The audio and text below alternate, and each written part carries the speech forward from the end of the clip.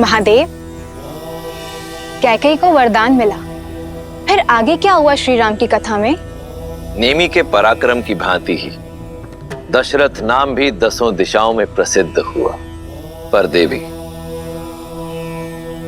अति प्रसिद्धि जन्म देती है अति विश्वास को, और पाप और पुण्य की सीमा रेखा भी इसी विश्वास से बनती है।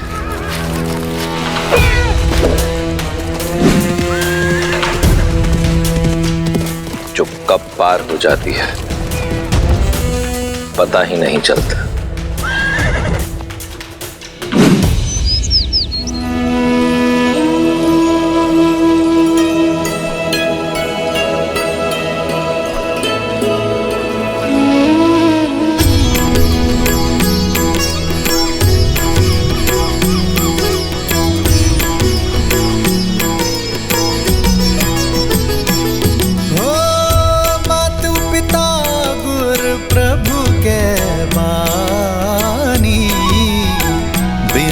विचार करिए शुभ जानी, तुम्हें सब भांति परम हितकारी, आज्ञा सिर पर नाथ तुम्हारी।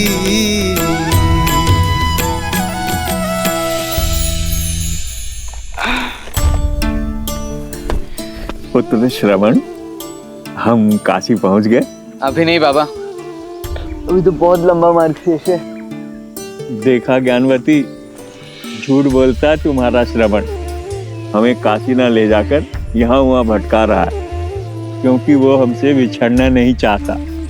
वो जानता है कि काशी जाकर हम उससे दूर हो जाएंगे। हाँ, यही बात है। नहीं होना चाहता मैं आप लोगों से दूर। इसमें बुराई ही क्या है? और आप लोग भी क्यों चाहते हो कि मैं आपको छोड़ दूं? मैं आपको कोई कष्ट दे रहा हूँ? नहीं मेरे लाल, कष्ट क्या होता है ये तूने तो कभी जानने ही कहाँ दिया।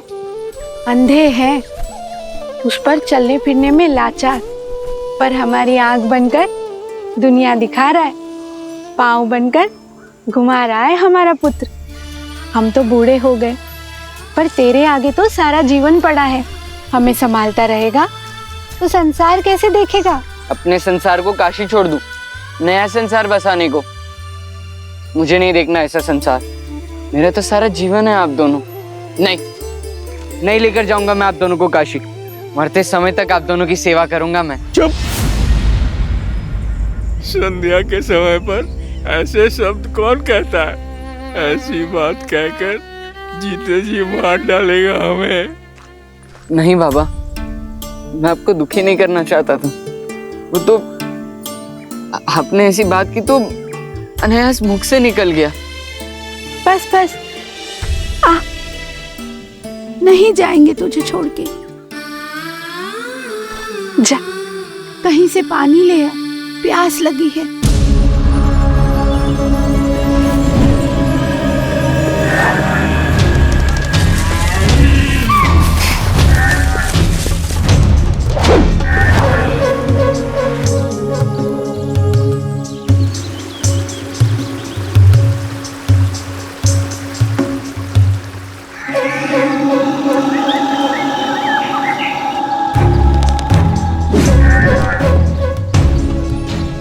मैं आज तक आखेट से खाली हाथ नहीं लौटा हूं, आज भी नहीं लौटूंगा।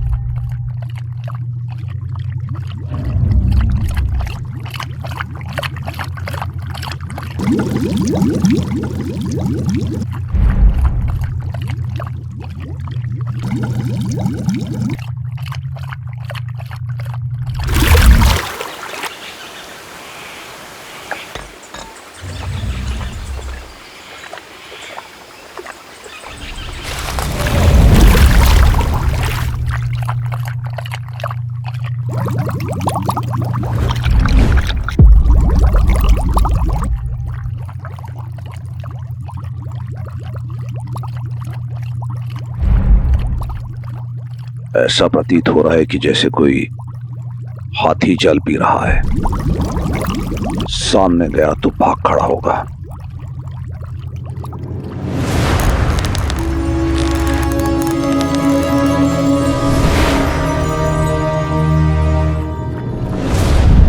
ओम ह्रीं क्लीं क्रीं हूं फट् स्वाहा। शब्द भेद।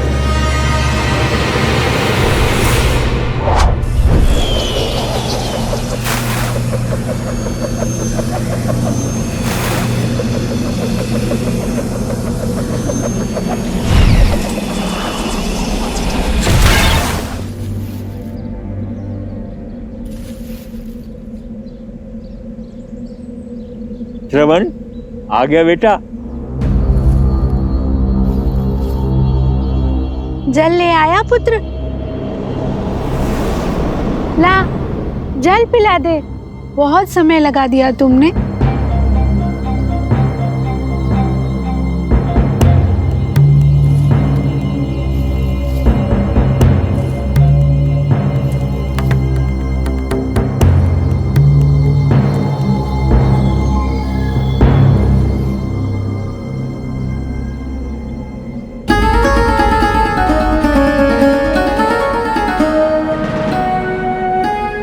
श्रवण नहीं हो? कौन हो तुम?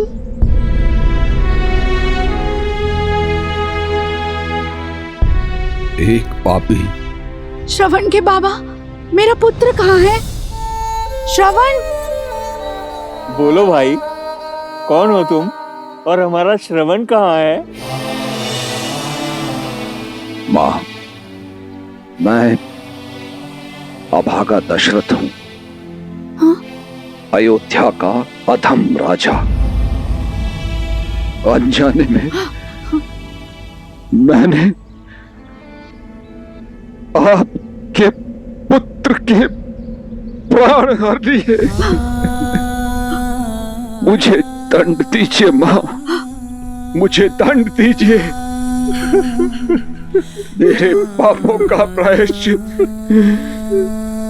नर्क जाकर ही होगा मां। श्रवण के बाबा, क्या कह रहा है ये? अयोध्या के राजा कभी असत्य नहीं कहते ज्ञानवती। हमारा श्रवण।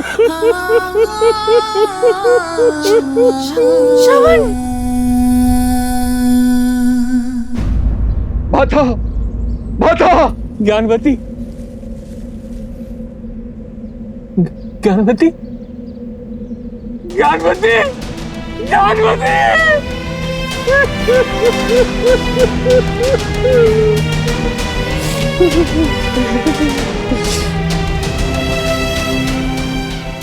राजा है तू अयोध्या का, जिसका धर्म सबकी रक्षा करना है। ऐसे होती है प्रजा की रक्षा। भूल हुई है मुझसे, मुझे दंड दीजिए। मृत्यु ही मेरा प्रायश्चित है। क्या मृत्यु पर्याप्त है इस पाप से मुक्त होने के लिए? अपने कर्म फल से मुक्त नहीं हो पाओगे। जो बोया है वो काटोगे दशरथ। तुमने दो अंधों के जीवन का सहारा छीना है। तुम भी अपने आंखों के तारे से दूर हो जाओगे। जीते जी नरक भोगोगे। श्रवण की भांति अपने धर्म रक्षक पुत्र के वियोग में तरस तरस कर मरोगे तुम। ये बूढ़े दुखी पिता का श्राप है, श्राप है।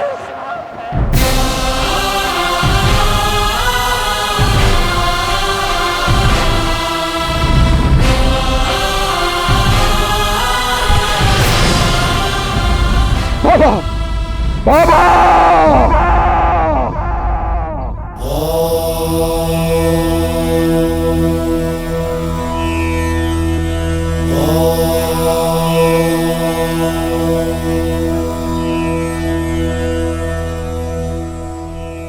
अद्भुत कथा है ना।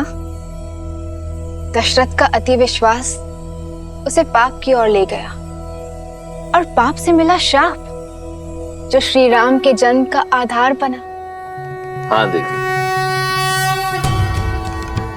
परंतु श्री रामजन का आधार केवल दशरथ को मिला श्राप ही नहीं था, अपितु किसी और को मिला वरदान भी था।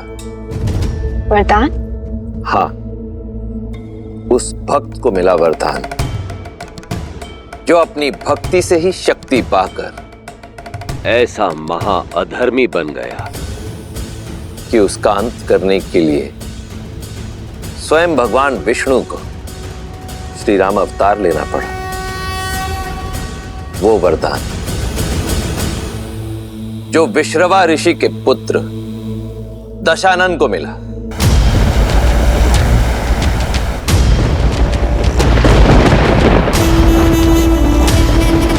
जिसे ये संसार भविष्य में रावण के नाम से जानने वाला था।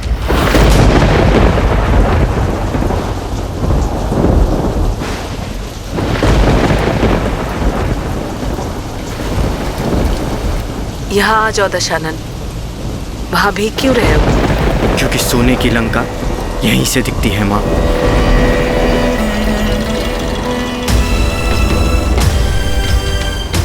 देख रहा हूं कि कैसे मेरा सौतेला भाई कुबेर वहां लंका में भर भर के जी रहा है और हम यहां मर मर के जी रहे हैं।